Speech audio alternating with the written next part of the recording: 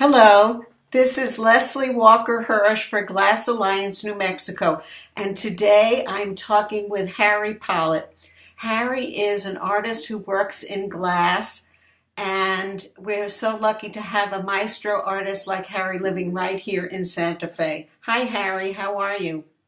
I'm well. How are you, Leslie? Really good. You know, Harry was originally from New Jersey, but now he's a Santa Fe local, and we're really glad about that. And after a career as an air traffic controller, Harry began his art career working in sculptural glass, in sculptural wood, but all of a sudden he was inspired to make beautiful objects from glass. So how did that happen, Harry? How did you switch from sculptural wood to beautiful glass sculptures? It was totally by accident. Was not an intention on my part. I was exhibiting my wood art at SOFA Chicago in 2009, and a glass collector from Arizona approached me, fascinated by my work, ultimately bought one of my pieces, but he was just trying to convince me that my work would probably translate well into glass. And he played docent around SOFA Chicago and showed me all of the things that were being made. And it was one of those that it just, pardon the pun, a light went on.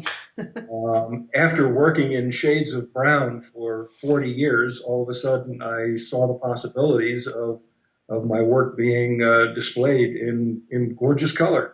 And Harry, certainly those gorgeous glass pieces we can almost see behind you show the depth of color. And so how would you describe your work? I would describe it as fabulous, but what would you have to say? You're ever so kind. Thank you. My work is probably officially classified as freeform abstract, which doesn't say a whole heck of a lot. That's just a classification.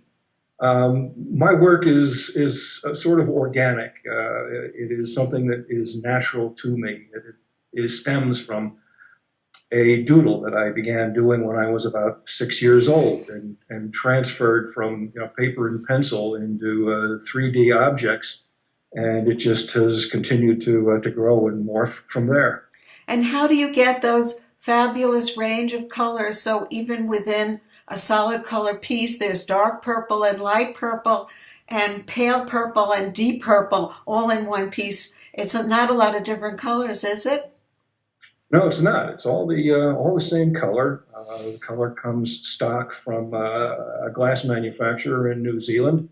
And the differences in what you see in the depth of color happens because of the thickness of the glass that you are looking through. When you look at a thin section, and the thinnest is usually about a half an inch, you get very pale color.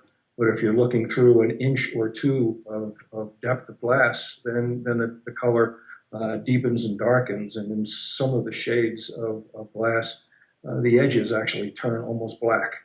Another amazing feature of magnificent glass.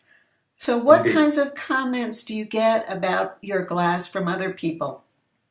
I think the most frequent word that people will use regarding my work is sensual. I would And agree. thank you. After that, the comments usually turn to feelings of organic structures, like the undulations of sea creatures, or kelp in tidal pools. I think that's one of the most fascinating things about art is that what I saw or felt during the creation process is not necessarily what other people will see. And that's when the work comes full circle, that the creative process continues to happen. Well, you're an artist at heart, I can tell. So after you've labored over this for a reasonably long time, because I know it takes quite a while, how do you feel when you finally see the finished piece? What emotions come through your mind? Um, yeah, it's interesting. It's one of the questions that my wife Gay asks on a regular basis.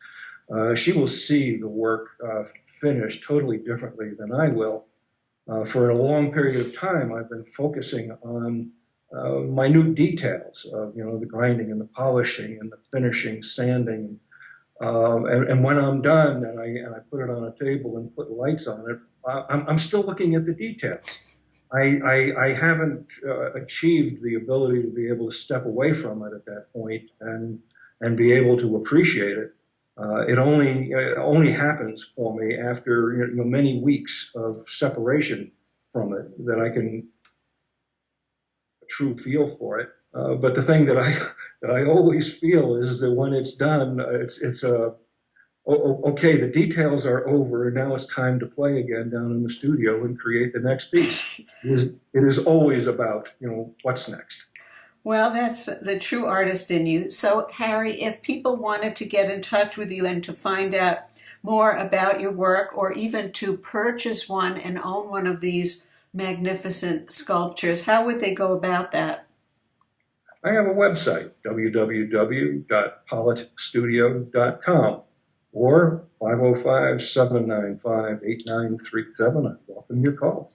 Wow. Well, I'll be sure to get in touch with you next time I fall into the need to buy art. And it was wonderful talking with you. Thank you so much for spending a little time with me and Glass Alliance members today. And we'll see you soon. Thank you, Harry. Bye-bye. Bye.